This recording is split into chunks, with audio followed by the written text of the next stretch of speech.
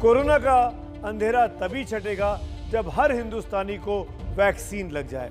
अभी तो 18 साल से ऊपर वालों को मुफ्त वैक्सीन लगने का ऐलान प्रधानमंत्री नरेंद्र मोदी ने किया है। इस पर राजनीतिक टीका टिप्पणियां भी होने लगी हैं, लेकिन देखा जाए तो प्रधानमंत्री नरेंद्र मोदी ने मुफ्त वैक्सीन की एक तीर से 4 निशाने लगाए हैं। लोगों की सेहत की सलामती की गारंटी हो सकती है, सुप्रीम कोर्ट का गुस्सा शांत हो सकता है, विरोधियों को चारों खाने चित किया जा सकता है और छवि को और ज्यादा चमकदार बनाया जा सकता है। हमारी ये खास रिपोर्ट देखिए, आप बहुत आसानी से समझ जाएंगे। भारत सरकार राज्यों को मुफ्त वैक्सीन मुहैया कराएगी। वैक्सीनेशन से जुड़ा जो 25% काम था, उसकी जिम्मेदारी भी भारत सरकार उठाएगी। केंद्र सरकार बात करके केंद्र सरकार इनसे सारा इंपोर्ट करे और राज्यों के अंदर बांटे।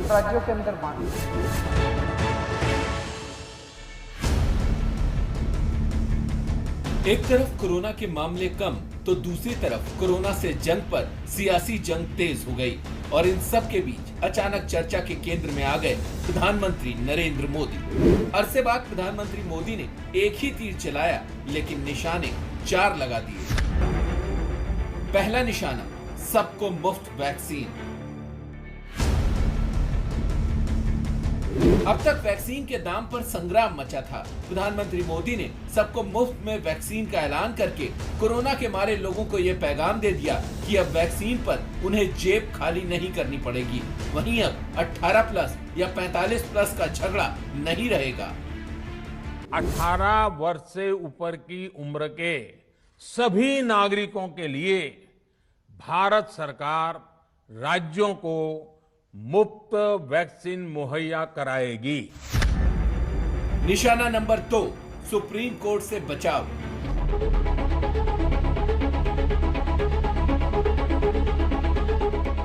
जब कोरोना पीक पर पहुंचा और बेहाली उससे भी ज्यादा फैली, तब सुप्रीम कोर्ट करीब करीब रोजाना केंद्र सरकार को आड़े हाथों लेती रही।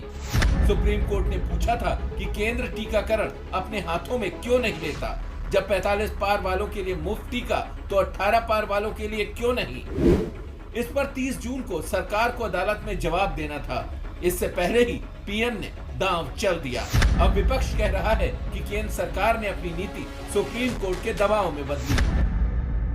देरी कर दिए हैं सारे हिंदुस्तान की लोग और साथ साथ हमारे जुडिशियरी सबकी दबाव में आके आपको यह मानना पड़ा।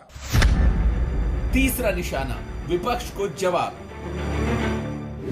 वैक्सीन नीति को लेकर केंद्र पर विपक्ष पिछले काफी दिनों से हमलावर था। राहुल गांधी हो या फिर प्रियंका गांधी, वैक्सीन को लेकर सरकार को घेर रहे थे।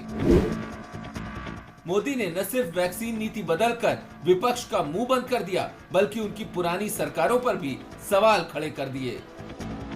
2014 में भारत में वैक्सीनेशन का कवरेज सिर्फ 60% के आसपास था, 60% के आसपास था। और हमारी दृष्टि में ये बहुत चिंता की बात थी।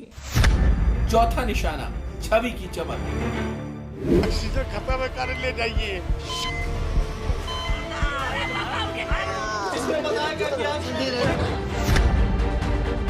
कोरोना की दूसरी लहर में बेड से दवा और ऑक्सीजन से वेंटिलेटर तक के लिए कोहराम मचा रहा। मौत तांडव करती रही। इस पर सवाल भी उठे। प्रधानमंत्री उस दौरान तो नहीं बोले, लेकिन अब हर सवाल का जवाब लेकर तैयार हैं। एक नया हेल्थ इंफ्रास्ट्रक्चर तैयार किया गया है। भारत के इतिहास में कभी भी इतनी मात्रा में मेडिकल ऑक्सीजन की जरूरत कभी भी महसूस नहीं की गई। प्रधानमंत्री मोदी की खासियत यही है कि राजनीति की धारा अपने हिसाब से मोड़ने में माहिर हैं।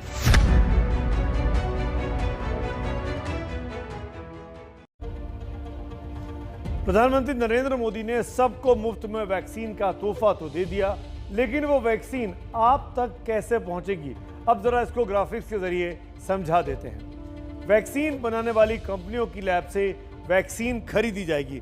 मान लीजिए लैब है, यहाँ वैक्सीन बन रही है। ग्राफिक्स को ध्यान से देखिए, इस वैक्सीन को खरीदा जाएगा, चाहे वो प्राइवेट कंपनी खरीदे चाहे वो सरकार खरीदे। प्राइवेट मतलब निजी अस्पताल। वैक्सीन का कुल 75% डोज जो है वो केंद्र सरकार खरीदेगी, ये तय हो गया। इस फैक्ट्री में अगर 100 वैक्सीन बनेंगी उदाहरण के लिए, तो 75 केंद्र सरकार खरीदेगी, 25 जो है वो निजी अस्पताल को दिए जाएंगे। बचा हुआ 25% प्राइवेट अस्पताल खरीद पाएंगे। फिर केंद्र सरकार की खरीदी हुई जो 75% वैक्सीन है ये राज्य सरकार को दी जाएगी, क्योंकि डिस्ट्रीब्यूशन का काम राज्य सरकार को सौंपा गया है। और राज्यों से जिला प्रशासन की जिम्मेदारी होगी कि ये वैक्सीन हर एक व्यक्ति तक पहुंचे और उसको लगे। दोनों डोज, चाहे पहली हो चाहे दूसरी हो, ये काम राज्य सरकारें जिला प्रशासन की मदद से करेंगी और यही आप तक वैक्सीन को अब पहुंचाएंगी। अस्पतालों से, निजी अस्पतालों से जो 25% वैक्सीन ली जाएगी उसकी कीमत कंपनियां यानी अस्पताल तय करेंगे, लेकिन सर्विस चार्ज फिक्स्ड है, जो कि प्रधानमंत्री ने कल ऐलान किया कि 150 रुपए के से ज़्यादा का सर्विस चार्ज ये निजी अस्पताल नहीं ले पाएंगे। तो 2 महीने तक कोरोना कोहराम मचाता रहा, उसकी दूसरी लहर पर मौत नाचती रही, तबाही बरसती रही। तब इंडिया जो चाहता है उन सारे मुद्दों को हमने आपके इस खास शो इंडिया चाहता है में करीब 1.5 महीने पहले उठाया था। एक देश एक वैक्सीन की बात हो या सेना के इस्तेमाल की बात हो वैक्सीन लाने के लिए, ऑक्सीजन लाने के लिए, या हर घर तक वैक्सीन पहुंचाने की बात हो, ये तमाम मुद्दे इंडिया चाहता है में करीब 1.5 महीने पहले उठा दिए थे। और तब हमने सरकारों से कहा था, चाहे वो केंद्र की हो चाहे वो राज्य की हो, कि आपको इसको आपदा मानना होगा, राष्ट्रीय आपदा मानना होगा और केंद्र सरकार को ये सारा दायित्व अपने कंधों पर लेना होगा। और आज प्रधानमंत्री, इनफैक्ट कल प्रधानमंत्री ने इस बारे में घोषणा कर दी है। और आज इंडिया चाहता है कि दर्शक ये कह सकते हैं कि एबीपी न्यूज़ उनको आगे रखता है। क्या था पूरा माजरा, जरा समझिए।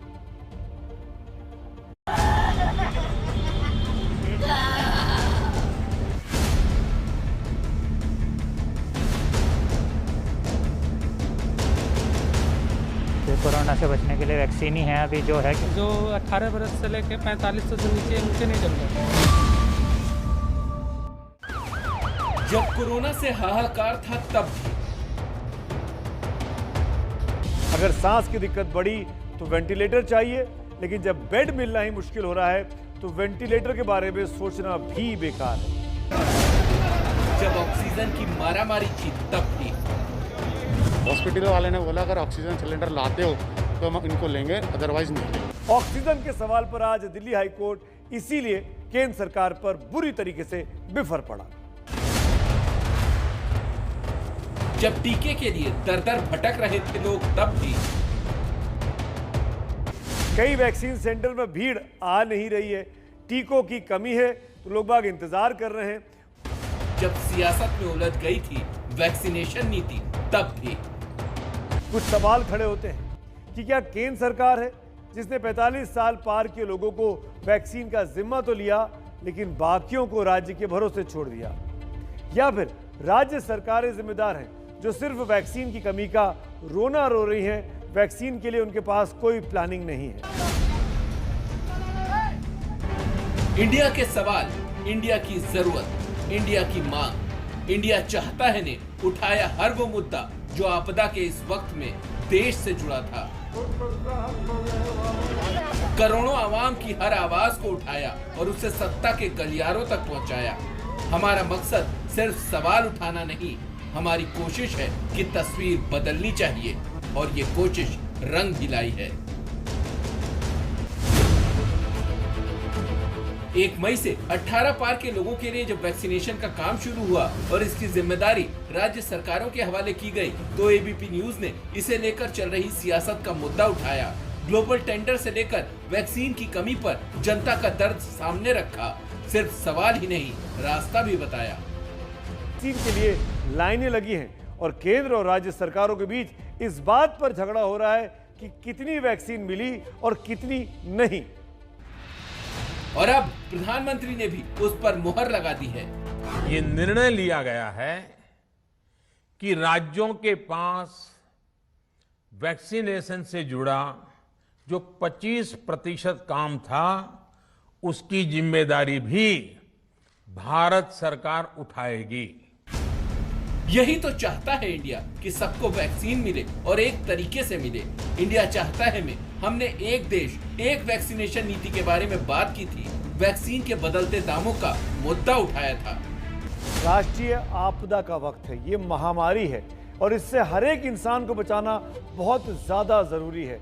वैक्सीनेशन सेंटर तक लाना बहुत ज़्यादा ज़रूरी है और इसीलिए जब तक ये वैक्सीन फ्री नहीं की जाएगी तब तक लोगों को समझाना और वैक्सीन लगाना आसान नहीं होगा। अब सरकार भी ये मान रही है कि जब देश के नागरिक समान हैं, तो हर नागरिक को वैक्सीन मुफ्त में मिलनी चाहिए, बिना उम्र के भेदभाव के। अब तक देश के करोड़ों लोगों को मुफ्त वैक्सीन मिली है। अब 18 वर्ष की आयु के लोग भी इसमें जुड़ जाएंगे। बात वैक्सीनेशन के काम में रफ्तार लाने के लिए नए नए तरीकों को अपनाने की हो या फिर आपदा में सेना के इस्तेमाल की हो, जनता की बात सरकार तक पहुंचाने का हम जरिया बने हैं। हमारी सेना ही है जिसने झटपट में अस्पताल खड़े कर लिए हैं। लखनऊ में, अहमदाबाद में, दिल्ली में और भोपाल में। ये हमारी सेना का कमाल। आप देखिए, लगातार फटाफट 4 अस्पताल सेना ने खड़े कर लिए हैं। ये आपदा का वक्त है, सिर्फ सवाल उठाकर इंडिया का दर्द कम नहीं किया जा सकता। जरूरत है कि सवाल और समाधान दोनों साथ में आए, क्योंकि हाथ से हाथ जोड़कर ही मुश्किलों के पार जाया जा सकता है और यही तो इंडिया चाहता है। इंडिया चाहता है ने अपने दर्शकों को जो सारे मुद्दे दिखाए, उन तमाम चीज़ों पर अब सरकारें आ पाई हैं। जून के पहले हफ्ते के बीत जाने के बाद, यानी वो 2 महीने का खतरनाक वक्त जब हम बार बार कहते रहे इन कदमों को उठाइए, तब सरकार को नहीं समझ में आया, तब कानों में जूं नहीं रेंगी। लेकिन अब हमको इस बात की तसल्ली है कि हमारी सकारात्मक पत्रकारिता आज देश के काम आ रही है। अब जितनी जल्द सबको वैक्सीन लग जाए उतना अच्छा होगा। इस देश में काम होने लगा है, जिसके लिए वैक्सीन पर नई गाइडलाइंस भी आज जारी की गई है। वैक्सीन देने का पैमाना, आबादी, वहां कोरोना से संक्रमित लोग और वैक्सीनेशन की प्रोग्रेस रिपोर्ट को बनाया गया है। वैक्सीन केंद्र से राज्यों को मिलेगी और उसकी बर्बादी को रोकने की जिम्मेदारी राज्यों की ही होगी।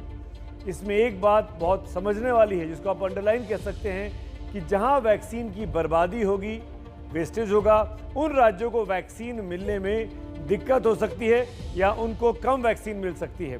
तो राज्यों को वैक्सीन को बर्बाद नहीं करना है। राज्यों को कब कितनी वैक्सीन मिलेगी, ये जानकारी केंद्र उनको पहले ही दे देगा। जिलों में वैक्सीन का कार्यक्रम कैसे चलेगा, ये सब राज्य सरकारों को तय करना है, उनके ऊपर छोड़ दिया गया है। यानी केंद्र वैक्सीन खरीदेगा, इकट्ठा करेगा और राज्यों के संक्रमित लोगों की संख्या के हिसाब से उनका डिस्ट्रीब्यूशन उनको बांटा जाएगा और फिर राज्यों को सौंप दिया जाएगा। राज्यों का काम है अपने नागरिकों तक वैक्सीन को पहुंचाना, उनको लगाना।